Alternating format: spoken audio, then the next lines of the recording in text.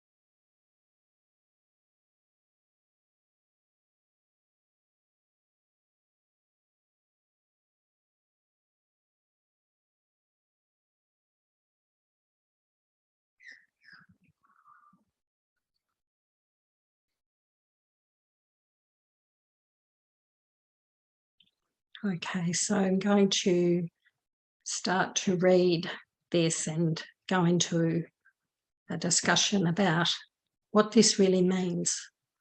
My salvation comes from me. So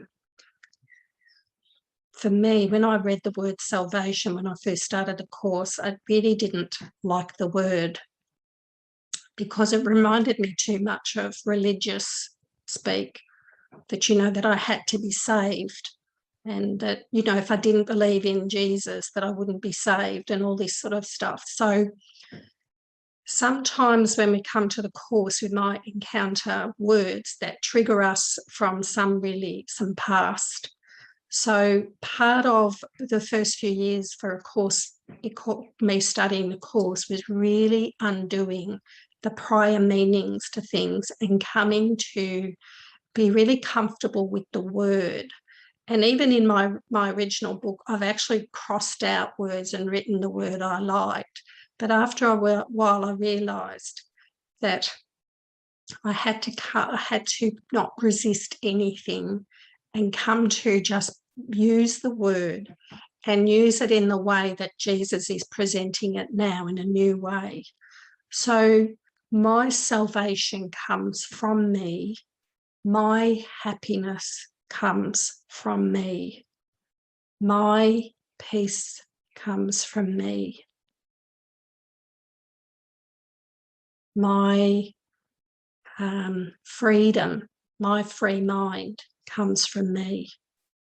So salvation is now peace of mind, happiness,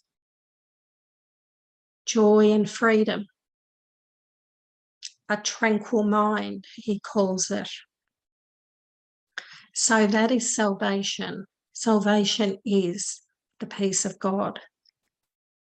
So that salvation and that peace and happiness comes from me, comes from my mind and nowhere else.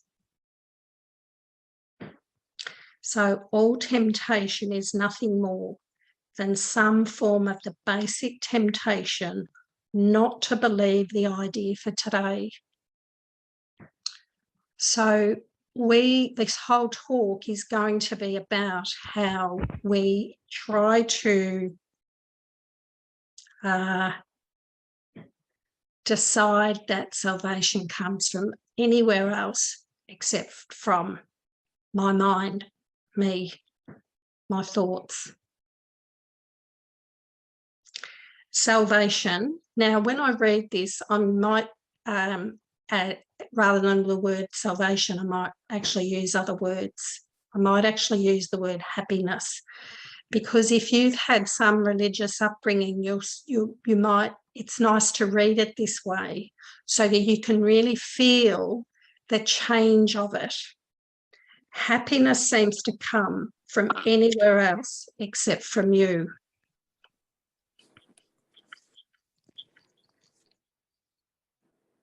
So too does the source of guilt. You see neither guilt nor happiness as in your own mind and nowhere else. So in other words, we think guilt doesn't come from, is not in our mind, and that happiness is not in our mind. So what Jesus is doing here, he's pointing us inwards. He's telling us how we can change, what the problem is, and where the answer is. It's within us. It's in our mind. It comes from me in terms of, so this lesson ties in with responsibility for sight. I'm responsible for every emotion I feel because I have a choice. So I have a choice about which thoughts I listen to. My choice is the forgiveness, the miracle. So I've always got a choice. So before we come to A Course in Miracles, we're all caught up in the ego, and we might have had little glimpses of truth here and there, but what the Course does is it shows us a way out. It tells us where happiness is, salvation, freedom from pain and suffering, anxiety, depression. He says it's in your mind. Salvation, happiness, peace comes from me. So it empowers me to be in charge then. I'm in charge of my own happiness. So I'm responsible for how I feel. And this is really good news, right? It's really good news, because if I'm responsible, I can change it. Because if someone else is responsible for my happiness, then I'm forever trying to get them to change into something or someone that is going to make me happy. And therefore, I'm trying to control something that I can't control. So this is actually really good news. If I'm responsible, or if my salvation comes from me, it's within me. So, as I says, all temptation is nothing more than some way to not believe today's idea. But if we can really say, okay, Jesus, you know You know how to, I'm in your course. I'm a student of your course, Jesus. You're in charge.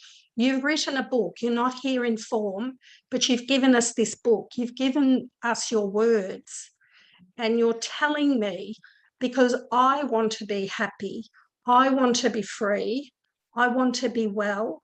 I want to be healed. I want to have the peace of God. So he's now giving us these directions of a way out of where we are. Now, he was there too. He was stuck, and he was given a way out, and now he's come to give us the way out. When you realise that all guilt is solely an invention of your mind, you also realise that guilt and salvation must be in the same place. So guilt is in my mind and salvation is in my mind. So we think about all the teachings of the Course, God is mind. So the whole Course is talking about our mind. It's not talking about anything outside us. It's always talking about two thought systems, the ego thought system and the Holy Spirit thought system, the thoughts of God, which is just this beingness of God, this infinite love that created us, that when we're in the ego mind, we've got no awareness of. We're totally got no awareness of something that is in our mind. It's completely blocked off. We've got blocks that block the awareness of truth. So we have to undo these blocks. And this is a big block being removed. These are part of the blocks. Just accepting that the problem is the ego thought system, which we're going to talk about in a minute. It's just coming to really accept this idea in the way Jesus is presenting it can help us, because we so want to say that the problem is outside us and not our mind. So we have to keep bringing it back. No, my salvation comes from me. And you have to be really vigilant, because the ego is always going to come in and tell you that salvation comes from something changing outside of you. So the seemingly cost of accepting today's idea is this. It means that nothing outside yourself can save you. In other words, nothing outside of you can bring you happiness, can bring you freedom. This is an all or nothing. Nothing outside of you can save you. Nothing. It's just absolute, like these rules or these ideas in A Course in Miracles are 100%. There's just, you can't say, yes, but my vitamin C saves me. There's nothing. There's nothing outside you that can bring you happiness, that can give you health, can keep you in a beautiful place of tranquil peace. Nothing. So that's the cost. If you accept today's idea, this is the cost, is you have to say there's absolutely not one thing outside me that's going to save me, that's going to make me happy. Lasting, changeless peace and happiness. But it also means that nothing outside yourself can hurt you. So if nothing outside can make me happy, it's the same. Nothing outside of me can hurt me, harm me, make me upset, cause me to be depressed, cause me to be anxious. But it also, but it also means that nothing outside yourself can hurt you or disturb your peace or upset you in any way. Today's idea places you in charge of the universe, which just means places you in charge of everything. It puts you in charge, because if nothing outside you can harm you or hurt you or bring you happiness and you go within and you say, my happiness, my salvation is within me, it's within my mind, then you're in charge.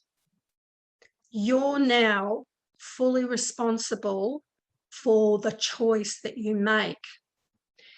So this empowers you. This brings a really good feeling. It should bring you a feeling of happiness, because it means there's a way out.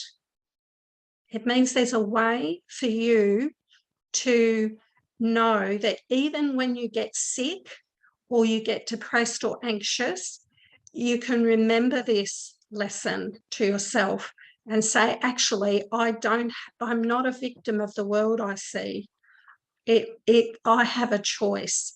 Now, it may take you a couple of days once you've even thought that, no, that's right. I remember Jesus says, the Course says, that my salvation comes from me.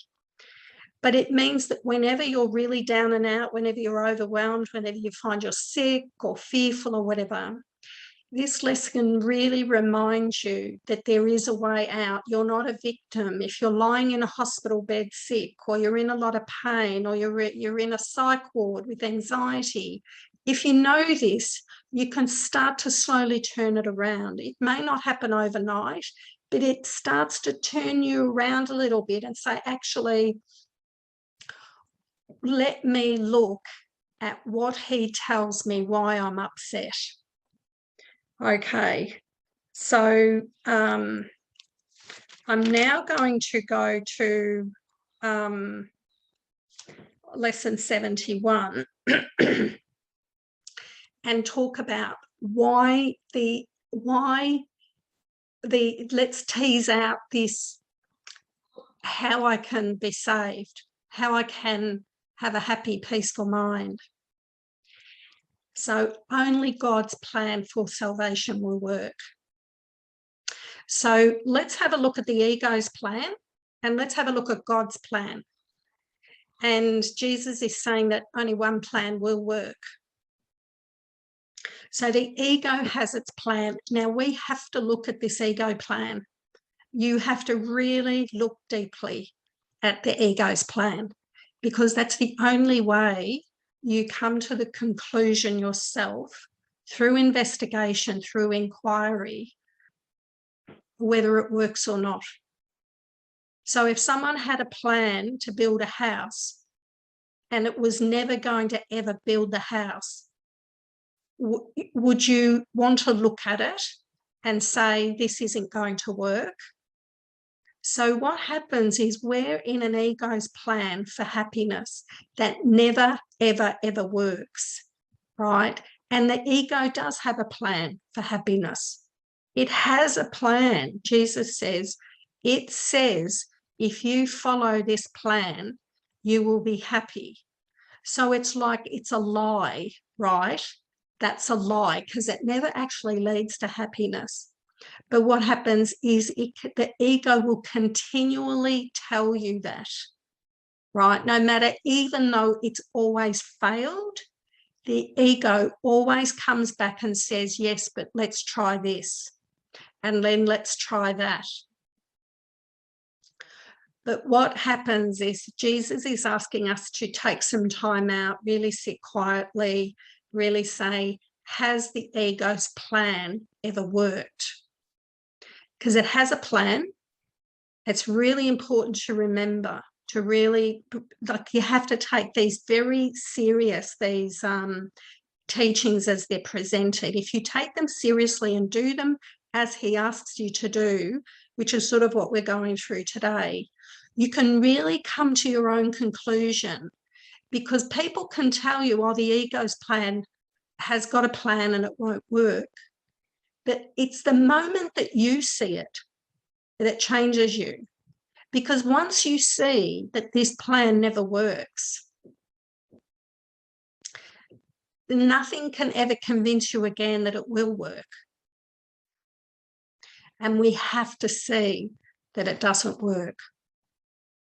So from paragraph 2, the ego's plan for salvation centers around holding grievances.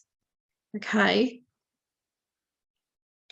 it maintains that if someone else spoke or acted differently, if some external circumstance or event were changed, you would be saved, you would be happy, you would be free, you would feel great, you would be awesome. Yay, if something were different outside of me, it'd be great. Wow.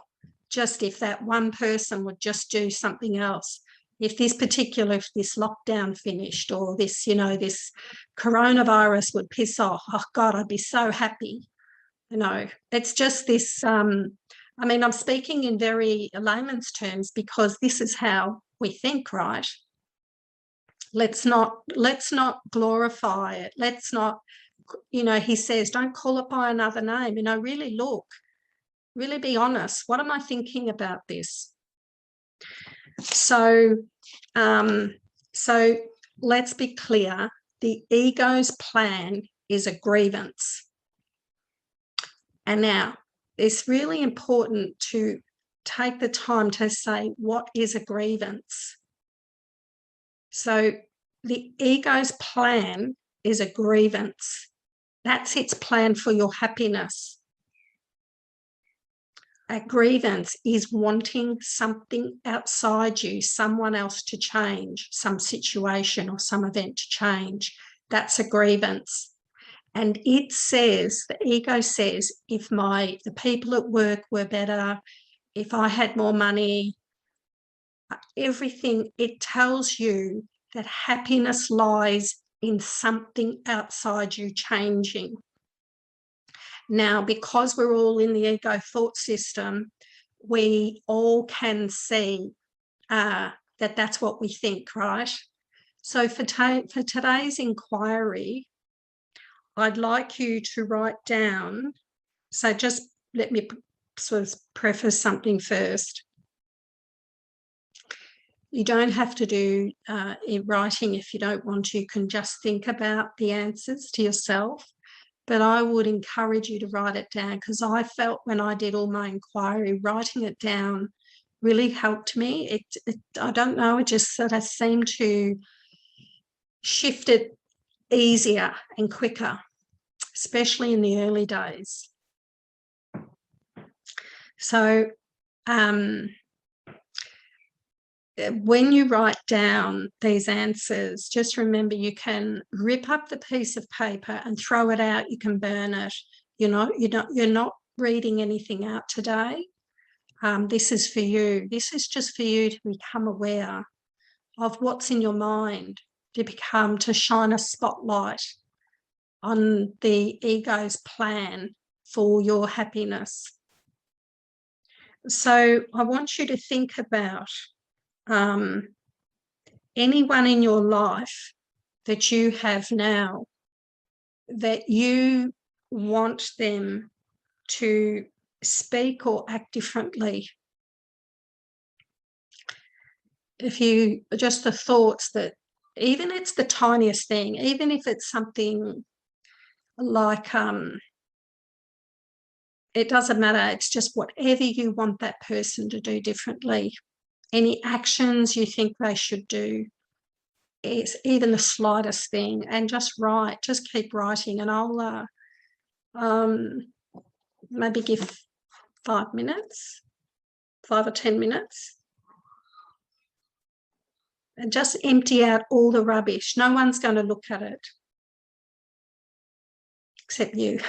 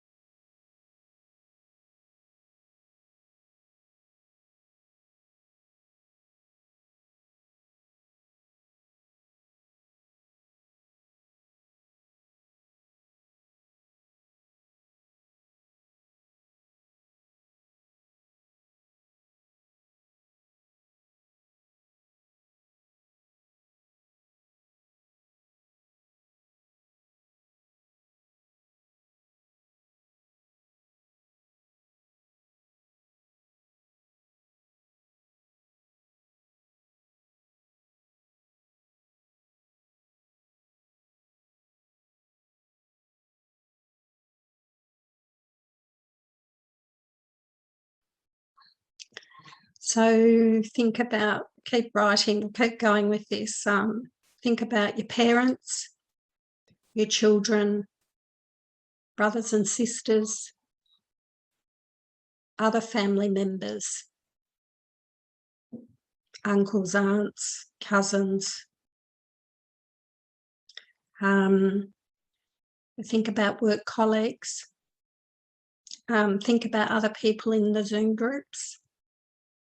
Think about your Zoom group teachers or Course in Miracles teachers, anyone that you listen to or you've discussed in groups or you've thought about where you think a teacher should be different.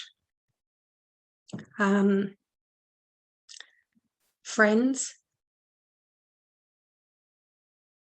partners,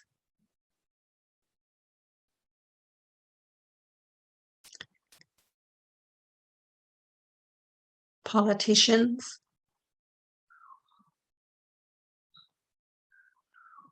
neighbours in your community. You might have a neighbour from hell. Sort of.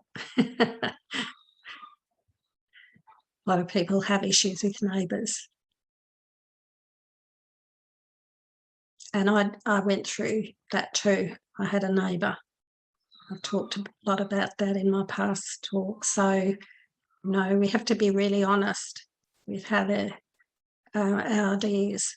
So try to be as honest as you can. Don't try to be spiritual and nice.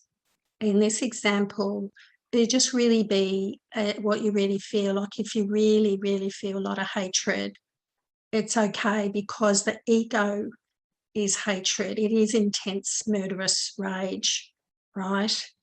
That's why we feel so upset, because we're in the ego's plan. Okay, and the ego hates everyone and hates us. So it's a thought system of hatred. So you don't have to try to be nice. The more you can get in touch with this hidden hatred, the better, because we will do a visualization after this to release it, okay? So it's just to get in touch with this hatred of how we want someone else to change. We really want someone else to be different. Yeah, it's a choking rage, Sarah says. So yeah, sure, it's actually really important to get in touch with that, because we're hiding it. We're trying to live with this rage and murderous rage and hatred of ourselves and others. And we're trying to put a lid on it all the time, and it doesn't go away. It festers, right? Oops. Okay, so now I want you to write about some external circumstance or event were changed, you would feel happy. So you might even just say, I'm really, really sick and tired of coronavirus. I want that to change. Like really just write, about your feelings or your thoughts about anything outside of you, anything you feel about the, you might not care about the coronavirus. You might be concerned about climate change or something else. So we're not judging what it is, but what we're trying to do is trying to see that these are thoughts, that the crux of the bottom of these thoughts, the base of these thoughts, are that I will be happy when something outside me changes. That's what we're trying to get to. We're trying to pull the lid off. He says, get to the hidden hatred and secret sins. So we're trying to sort of get to that today.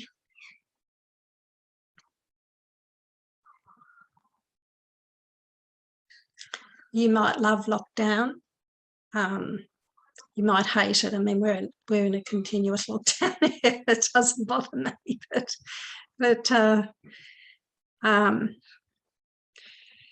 because I don't have any thoughts that want something to change anymore. But I did, right? I suffered from the same beliefs and thoughts. So, and I did this inquiry very deeply. And it's not just for today. Anytime you get upset, you can really sit down and identify the grievance. So these are all grievances, right? This is what he calls as a grievance. So I'll give you a few more minutes to write down any situation. You might even want a situation at work change.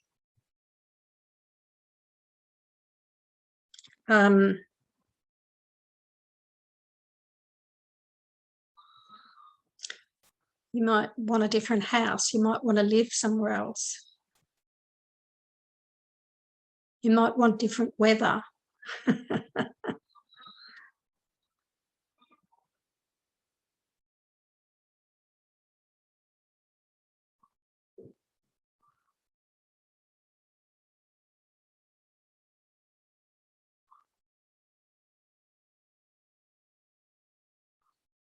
Okay, so if you've written all the things out, all the situation and events, let's now look at the body. So how do you want your body to be different?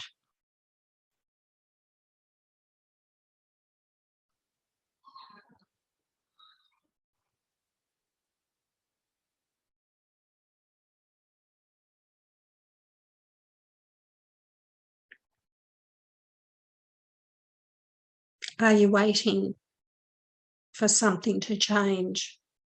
Are you hoping that if something changes in your body, you'll then be happy, that you'll be saved?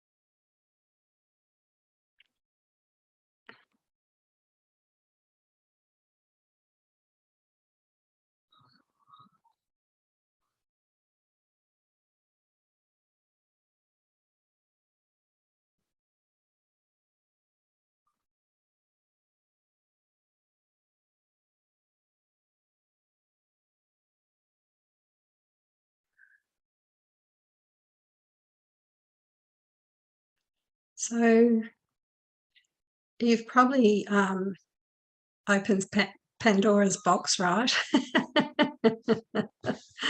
And said, "Holy moly! Look at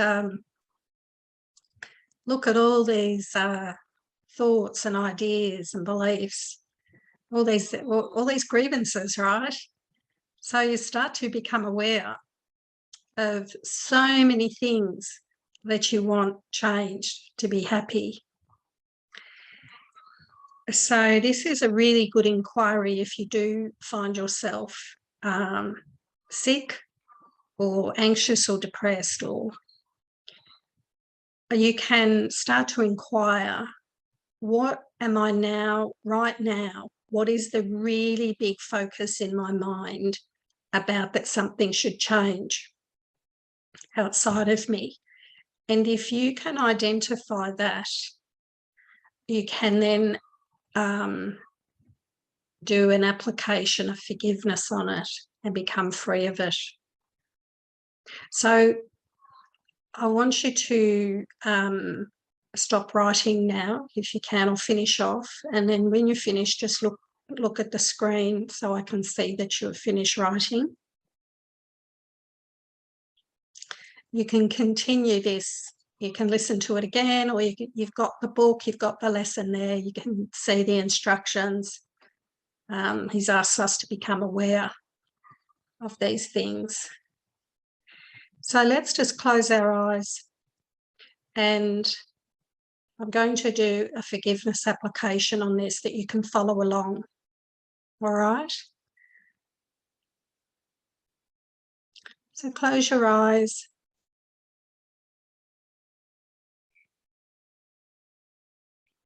Just sink down a little bit. Let's try to sink down.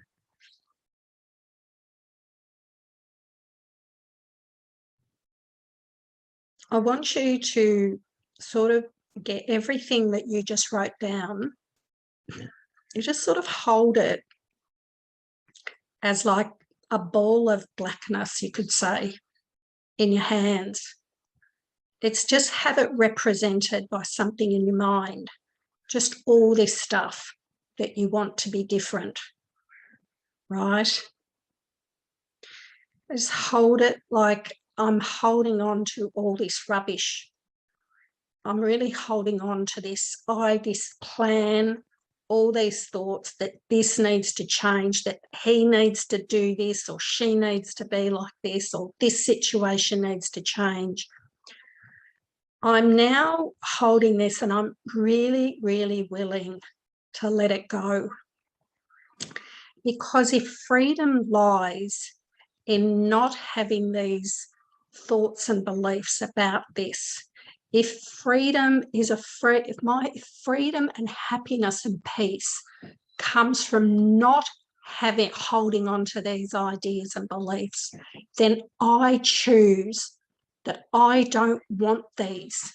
If these beliefs are holding me in hell, these are grievances.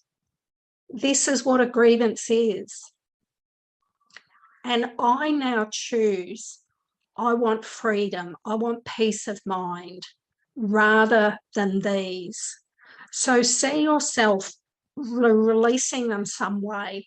Like I usually just push them up over my head and just like throw them, like cast them out. Holy Spirit, you have all these. You just take them. I don't want them anymore. I don't want those thoughts. I don't want those beliefs. I just give them over to you. I don't care about them. They're keeping me sick and tense and frustrated and angry. I want the peace of God. So feel yourself releasing them. Just even if you want to say out loud, I don't want them anymore. I let them go. Don't bring them back. I want to be free of these things. And feel yourself really like fully casting them out, right? Now sit quietly and just keep saying, I don't want those thoughts anymore. I don't want them. I want to be peaceful. I want to be happy. And if those thoughts are keeping me in hell, they're keeping me upset and annoyed and sad and depressed, just don't want them. Holy Spirit, bring me the truth now. Bring me the true thoughts into my mind that will help keep me in peace. Holy Spirit, I want your thoughts. You are this beautiful, holy mind that is tranquil and peaceful and loving and kind. I want that. I really want that. So now I want you to sit quietly for the next 5 minutes, and I want you to just open your mind to the Holy Spirit's correction. Like he might just come in, you might just feel some lightness, you might feel an opening, you might feel just something. So let's just sit quietly together for 5 minutes and just open up to something new.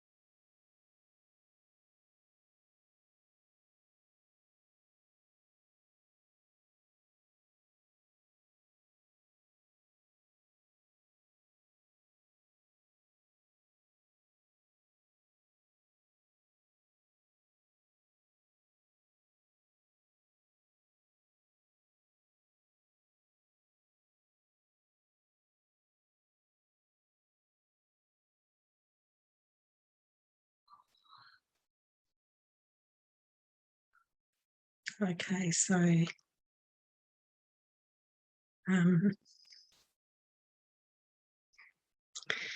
let me just once again read about the ego's plan, right?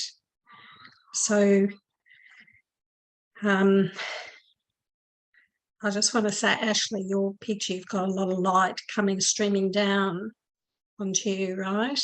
So I don't know whether you've had some sort of really clear, something that's really cleared in that moment, but that's usually, sometimes you'll get some light coming in like that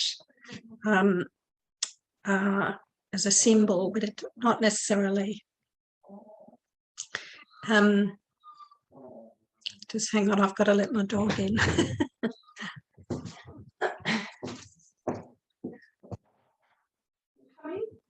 Come on. Go.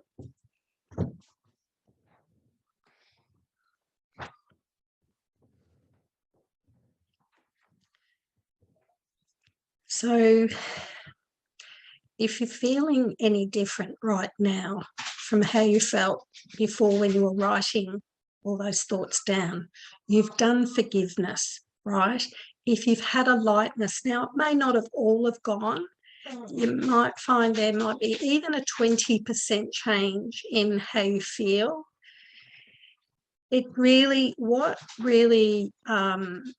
this forgiveness process is really identifying. So you can really identify all the thoughts, the grievances, and the thoughts that you hold of the ego. So you can start to see that these are the ego's grievances. Hang on a tick. What's wrong, Lovey? Come on. You did. There you go. You lie down there. Good girl.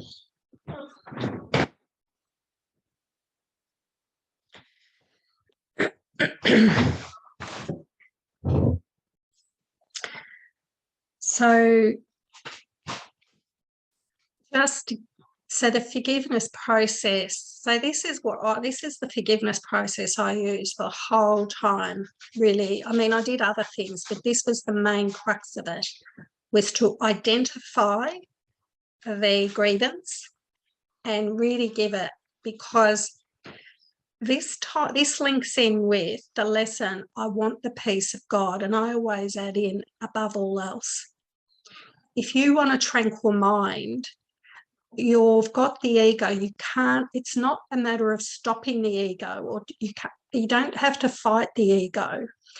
It's a matter of identifying it and letting it go and having it replaced by your true thoughts. So the issue here is when you identify those thoughts, is am I willing to let them go? Now, that's the key part of that forgiveness process, is if you felt any reluctance to let those grievances go, that's the point in that forgiveness process, is when you need to, if you're finding that you don't want to let it go and you want to hang on to the grievance, it's like a point where you come to, do I want to be happy or do I want to be right? And really it's, do I want to stay in hell? Do I want to suffer? Because the ego's sort of, its plan, which is holding this grievance, is to always say that somebody else should change or some situation should be different. Now, what we can really look at is that if we're waiting around for someone else to change or some situation to change for us to be happy, we can really easily identify that those things probably won't change, right? So we can start to say to ourselves, that plan won't work. I'll never really get to happiness by trying to get someone to change into how I want them to change. Now, this is really coming from a basic, a real sort of egoic, it's a real basic start, because that's how the ego is. It will pull you back into those grievances. So we're not talking about looking at the ego or identifying it, and just being able to look at it without judgment, because that will come when you start to do this work. You will start to get to that. But we're sort of going back right at the bottom of the ladder, where Jesus is presenting it as it is. We think we're a body, we think we're in a world, we think there's others, we think they should change for us to be happy. So he's really getting down to the nitty-gritty of where, and we all have to start there, because we think we're bodies, we think we're in a world outside us, we think the world can hurt us, we think something or someone or some situation should change. And it's no use trying to act spiritual on the top of the ladder, because all it does is delay. You have to get down in the nitty-gritties. You have to be really honest and say, hey, I'm really feeling upset with my neighbour, my mum, my dad, and really get down to that rage, that hatred, that murderous rage that he says we all have.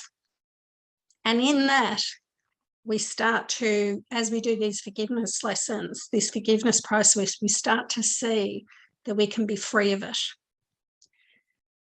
So the ego's plan that someone else or some event should change for me to be happy, we can really see that it doesn't work, right? So on that page, all that stuff that you've written out, it would be impossible for all those things to change. So if you're putting off your happiness for all that stuff to happen, you'll never get to happiness, right? You have to see that. You have to see it for yourself. So you've had a good look at it, right? You've gone, this is the contents of my mind. This is what I'm hoping. I'm waiting for my neighbour to quieten down, stop playing music or move out. So I'm putting off my happiness. I'm waiting for something to change. I'm waiting for a new job, or you either might be waiting for the coronavirus to finish, and they're going, oh, we don't know, there's new variants and this and that. You're like, oh, I'll be able to rest and be peaceful when all this is over and done with. And then they're like, get a vaccine. You're like, yay, something outside me is going to bring happiness. Oh, yes, but, the new variants may not work with it. Oh, I can't be happy yet. So we have to it's really important not to spiritualize this journey. It's really important to really say, this is the contents of my mind, and really speak your own language. And even if you want to swear when you write out, like, use the swearing. Don't filter it, because what we're trying to do is through these processes, we're going to have these aha moments, and it may not come right today when we're doing this, but it'll come later on, because doing these processes, as over the next few weeks, you might have some really big moments of aha, right? That's just like something lands in your mind and you're like, oh, I get it. I see it. Oh, I see these grievances are keeping me in hell. So Jesus says that the ego's plan has to be looked at, and he's asking us to do it. And he really says that each grievance you hold is a declaration and an assertion in which you believe, if this were different, I would be saved. So the change of mind necessary for salvation, in other words, the change of mind necessary for my happiness, is thus demanded that everybody and everything needs to change except me, except my mind. So this ego's plan is saying that everything and everyone needs to change somehow, but not me. It's all out there that needs to change, and never my mind. That's the ego's plan. Okay. So the role assigned to your mind in the ego's plan is simply to determine what other than my mind must change if I want to be happy. So it just means the ego says, other than me, I don't need to change. The ego will never say you need to change your mind. It'll always say something or some situation needs to change. That's its plan. So when you feel that something outside you or some situation or a person needs to change, you're in the ego's plan. And then you have to tell yourself, this plan never leads to happiness. No matter how many times I get dragged back into the ego's plan, it never leads to happiness. Never. Not once does it lead to happiness. You can imagine that Holy Spirit showed me a little mouse running on a wheel. He said, that's what you're in. That's the ego's plan. When you're trying to find happiness, you're going round and round in a circle. You're doing all this stuff. You're talking about, hey, I reckon this should change. I think this politician should do this. You listen to lots of things, lots of people talking about, and I'm not saying everybody does this, but this is what happens, right? It's you'll be tempted to say, hang on a minute, you'll just be tempted into reading something or listening to someone that says, right, we need to do this, we need to, bloody blah, blah, whatever. It's all blah, blah, right? when anyone's saying anything, that something should change outside ourselves. According to this insane plan, any perceived source of happiness is acceptable, provided that it will not work. It's funny. It's funny how we never really look and see that it doesn't work. I mean, I couldn't believe it when I got to, in my late 40s and early 50s, when I started to read the course and start to see that nothing I'd ever tried to do, I sought happiness outside myself for 50 years. And I thought, I've just spent 50 years searching for happiness outside me and I've never got it. It's never happened. I'd sought relationships and jobs and holidays and cars and houses and everything. And tried to get everyone to change.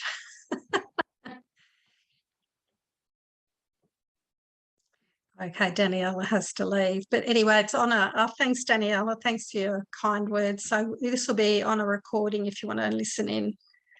So,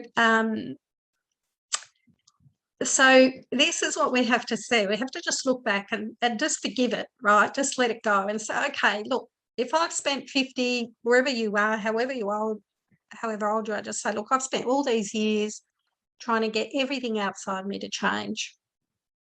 And now I'm so grateful that there's a way home, right? So he's telling me you'll be tempted and seduced by thinking some person or some situation needs to be changed. That's all. It's like, now you know.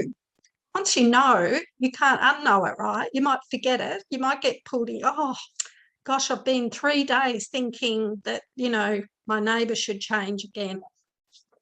As soon as you remember, you can just say, that plan that my neighbour should change for me to be happy doesn't work, because all it does is it brings a grievance. I'm now living in a grievance. And so one thing, Jesus having a bit of a laugh here, I think, when he wrote that sentence, according to this insane plan, any perceived source of happiness is acceptable, provided that it will not work. This ensures that the fruitless search will continue. It's a fruitless search. We're constantly searching. Like before the coronavirus, it was something else, right? It was, something else. It's one thing we've got to learn is that nothing changes in this world. because this world was set up. We can't see it as yet. You might, I don't know how much insight you've had from working with the Holy Spirit, Jesus within you, and with the course. But we can't, we've been told that this is, we're in a world that never works. It never works. Nothing is ever going to work here. It was set up as an attack on God, a place that we could hide out. But even if you think, oh, well, that sounds weird, Cate. You know, I don't feel that. I don't feel that. But that's all right. That will become evident as you go deeper into your mind. You'll start to see. So we have to actually, this is why we have to do this inquiry ourselves, because teachers can tell you to the cows come home the truth. You can read it in the course, but you have to do your own inquiry. And this is what we're doing today. We're trying to come to see, to slow down and spend a little bit of time looking and listening to Jesus's words. And Justin says he calls it a fruitless search. This ensures that the fruitless search will continue, for the illusion persists that although this hope has always failed, so the hope that something will change has always failed, there is still grounds for hope in other places, in other things. So what he means by that is what I was talking about before, and this is what we have to recognise, is even when we don't find the happiness or the peace or the change in the current, say we meet a new friend, or we get a Course in Miracles buddy, or you know, we meet someone new, or a new work situation or something, and we think, oh great, this thing, this person, this situation outside of me, or this person outside of me is going to be wonderful, it's going to be great, it's going to be, you know, and this is the way the ego sets up happiness outside ourselves, and then it fails, and then we say, okay, it didn't work, this person's not really quite right for me, rah, rah, rah. So we push them aside, and this is the ego puts up hope that some other person or some other situation will work, will bring us happiness. So this is what he's saying, that that there is still grounds for hope. So we still harbour this little idea, this ego is still whispering in our minds. There's hope in other places or in other things, right? So we have to become really vigilant. So doing the course is really about, it's in the end, it's an all day, 24/7, a really good practice. I mean, you will wander off, but if you can make it your sort of life's work, you can start to notice, oh yes, okay, oh now I'm starting to think that if I get this new car, I'll be happier, or when my parents come to visit, or when we open up and we can all talk again, or we can go to the beach, or we can travel interstate, or, you know, internationally. So it's just going to be all good. So there's this little idea still within the ego's whispers of hope of something else. Now we have to be vigilant for that too, because you'll get caught. It's like the ego's like a seducer. It's seducing you with these lies, right? And he says in the next lesson that this plan, these ideas, it's a grievance actually, but we don't see it as a grievance. What it's doing, it's attacking God's plan. He says that it's actually an attack on God's plan. And why would Jesus say it's an attack on God's plan? Well, you could say that it's how could you say it? It's like if we're in that plan, we're not in God's plan. So even though we may not sort of think it feels like it's attacking God's plan, what we're really saying, what's really happening is when we're in that plan, that ego's plan, those thoughts, those grievances, those ideas, that if something would change outside of me, and this little whisper of hope, yeah, but, okay, I'll let go of all this coronavirus stuff, but I'll still search for my soulmate, right? Okay, that's the little whisper. There's my soulmate. There's a Course in Miracles soulmate somewhere outside. This perfect person that's practicing a Course in Miracles really well, or whatever it is. We have to be aware of that seductive voice within us that's constant. If you even the slightest idea the weather is going to make me happy, anything outside of me, it's a seduction. It's like a little thing the ego's trying to bring some hope, still trying to seduce you with that there's something outside of you that can make you happy. Now, we're not guilty if we keep falling for it, because I was falling for it all the time. But we do, because we have the ego's voice. So how we undo the ego is we're looking at it what we're doing today, seeing the ego's plan, like really laying it out, like me talking about it, really like putting it right in front of you. It's not hidden anymore. The ego never wants you to bring it out, say, write about the ego's plan. Here it is. Has it ever worked? No, it's never worked. Why am I still following it? I need to give up the ego's plan. And so the way the ego's plan attacks God's plan is that it's a plan that never works. It really is basically that if I'm in the ego's plan, I'm not in God's plan. I'm not in, and when we say God's plan, it's not like God has a plan, because God is peace and happiness now. But the ego always says peace and happiness will come when something or something else changes. Do you see? But God's plan is a beingness now. It's happiness now. So when you lifted all that rubbish up and you said, I don't want it anymore, there was no plan. There was no, okay, you've got to do this now to be happy. There was just a beingness of lightness and happiness. So it's like, even to say God's plan for salvation, you could say God's beingness, just being happy now.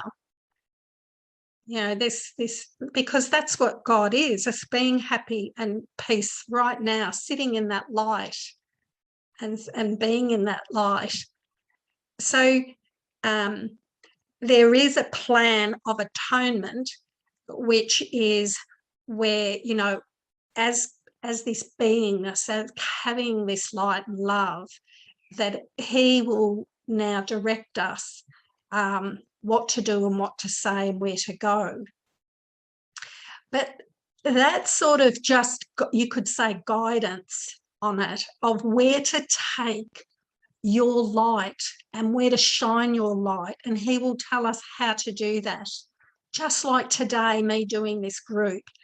This is the plan of atonement, you could say, in that I've done my inner work. I've written out all the rubbish the ego's plan was in my mind. I had to see it never worked. So why do I keep wanting to do stuff that, and how do I feel? How do I feel when I'm in that plan? Oh, it was awful. And in fact, the more you come into the light, the more the ego's plan is horrible. We tolerate so much suffering by being in the ego's plan, holding those grievances. It's awful.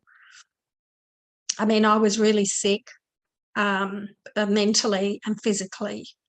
And so I know when people talk to me about mental suffering, depression, anxiety, fear, and then pain. I had, chronic fatigue. I had pain all through my body. I've experienced both aspects of the hell of the ego's thought system. So I can identify really well, I don't have any of that anymore, right? I'm completely free of those things because I've done this. I just did it the way he told me. I wasn't, all I was willing and ready to learn.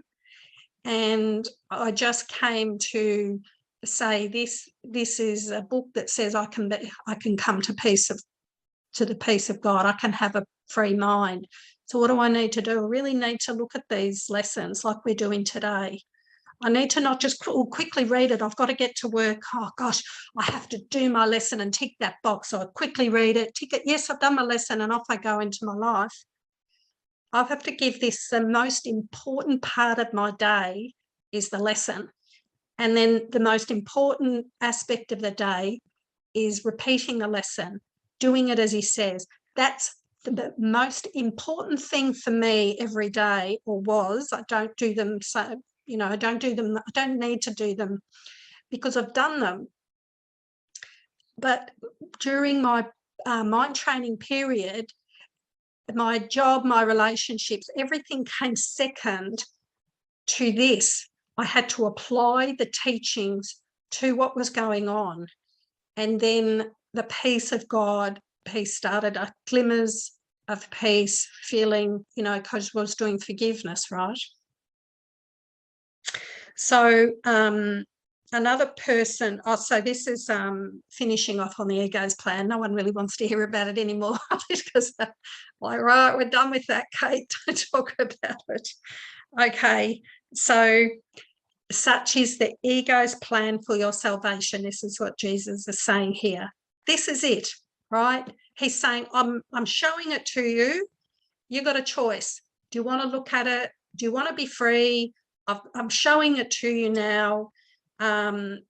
Decide, because the previous lesson is that this is my choice. He doesn't just say, hey, you've got everything's within you. He gives us this way of being free. So he's getting us to look, release it all. Okay, I don't want all those grievances. I'll let them go. Holding a grievance is an attack on God's plan.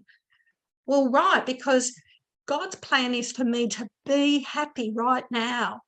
If I'm holding a grievance, I can't be happy. So God's plan for my happiness is that I be happy, that I just sit here right now and be happy. That's all God's plan is, because he created me as this infinite being of light and love.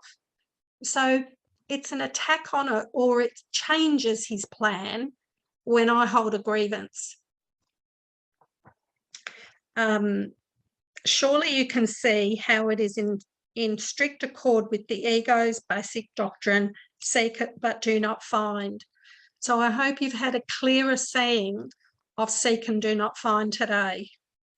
For what could more surely guarantee that you will not find happiness than to channelize all your efforts in searching for it where it is not? God's plan for salvation works simply because by following his direction, you seek for salvation where it is. In my mind, so I go to God, the peace and happiness is within me. I have everything within me. Otherwise, your purpose is divided and you will attempt to follow two plans for salvation that are diametrically opposed in all ways. So you start to see, we've really looked at both plans today, start to see, and trying to follow both, it really mixes it up, right? It's really tough trying to follow God's plan. Okay, I'm just going to sit and be happy. I'm just going to feel this light and love today and sprinkle my happiness and love everywhere. And then I'm actually going to find something, someone or some situation that I want to change. So the minute I go into that something should be different, I'm not sitting in love and light. All that joy and peace and happiness has gone out the window the minute I hold a grievance. So the minute you hold a grievance that you want someone or something to change, just do the forgiveness. Holy Spirit, I give this grievance. Oh, I've just identified. I was feeling horrible. I was feeling upset. I was feeling irritated. And I wrote down, oh, I want such and such to change. Right. Well, I let that go and I live now. I live in what is. I accept everything as it is, because nothing outside me can harm me. In other words, nothing outside can take my peace away, because harming me is taking my peace away. So I think it's time to finish. I really feel like that's enough. So I hope you really enjoyed this today. I'll be bringing a few more lessons in and expanding out on them in very layman's terms, so we can really see and, you know, really look at this and really it's so that it makes it easier for you to identify the ego's plan. Okay, so now I'm going to do a little meditation, and this meditation goes for 15 minutes. So I'm just going to put my timer on. And I'm going to give you some instruction, but you might choose to just sit quietly, because we've done quite a little, you know, quite a lot of bringing up some things that really have got a lot of charge to them. I saw a few people crying. So you might just want to just sit in silence, and you know, you might just want to repeat, my salvation comes from me. You can do that if that's what you want. But Jesus has a meditation in lesson 70. So, or you might just want to sit with just focus on your breath. So I want you to decide for yourself in this, okay? I'll give instruction, but you do. You're not guilty if you're not following the instructions. Okay, so never feel you have to do anything here. It's totally up to what you feel. So just feel within, okay? So we're just going to sit quietly for 15 minutes. And so this is the, you can mute me if you don't want to hear the instructions for this particular meditation. Now we will try again to reach the light in you, which is where your salvation is. You cannot find it in the clouds that surround the light.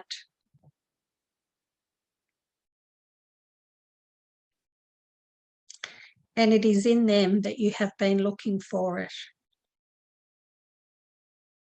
So these clouds are really just the ego's thoughts, right? They're symbolised, it's sort of like dark clouds around our mind.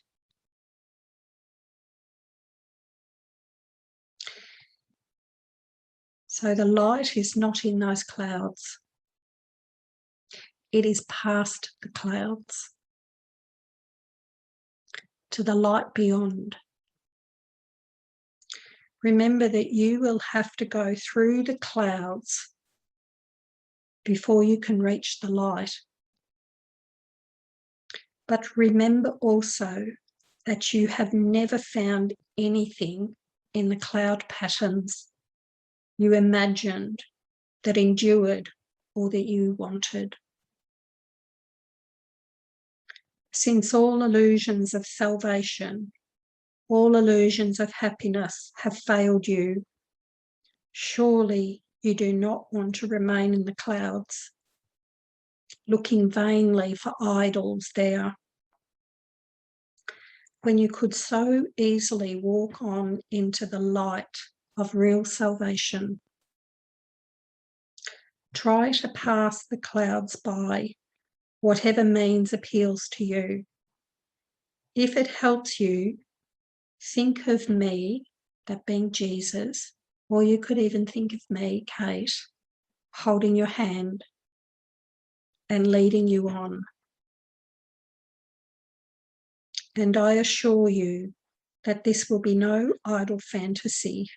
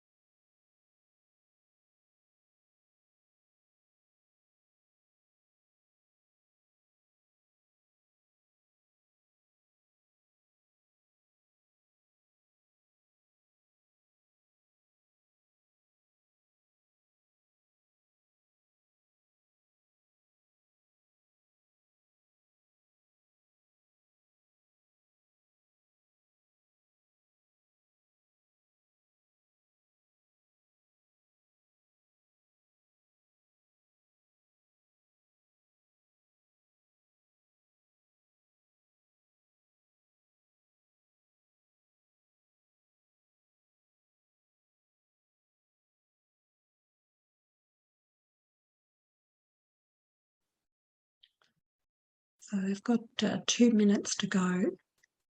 So just spend the next 2 minutes repeating, my salvation comes from me. It cannot come from anywhere else.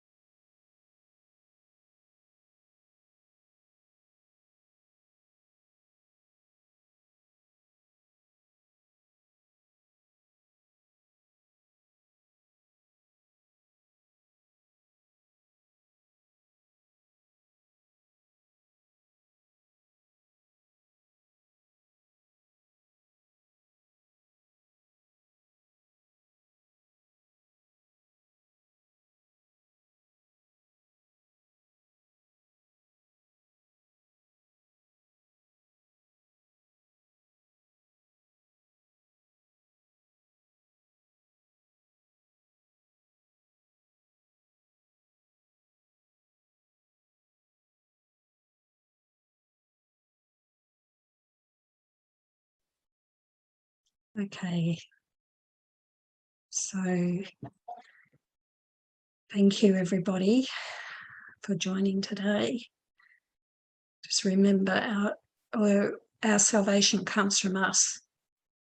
It doesn't come from anywhere else. The ego's got its own plan and it won't work.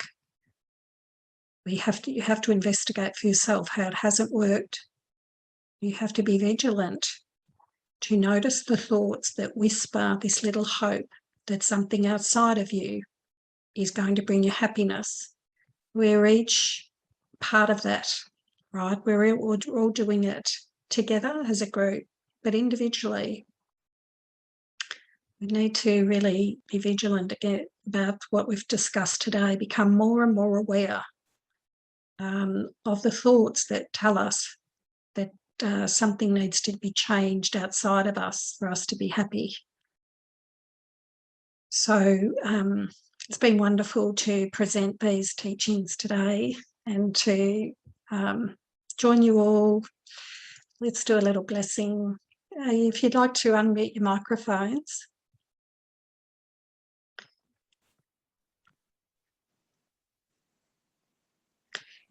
And it doesn't matter if we all speak together. It's we can just bless each other. Just say anything that comes to your mind. I'm just going to say, I love you. I bless you. I honour you. I thank you. Thank you. Thank you, everybody. That was beautiful. Thank you. Thank you. I bless you. I love you. I thank you. Thank you. I love you Thank you. all. Thank Love you, you. everybody. It was Bye, beautiful. Cate. My happiness comes from me. That's wonderful. I'll see you next week, everyone. Bye-bye. Bye. Bye-bye. Thank you. Love you all. Absolutely Bye. magnificent. Thank you, everyone. Bye-bye.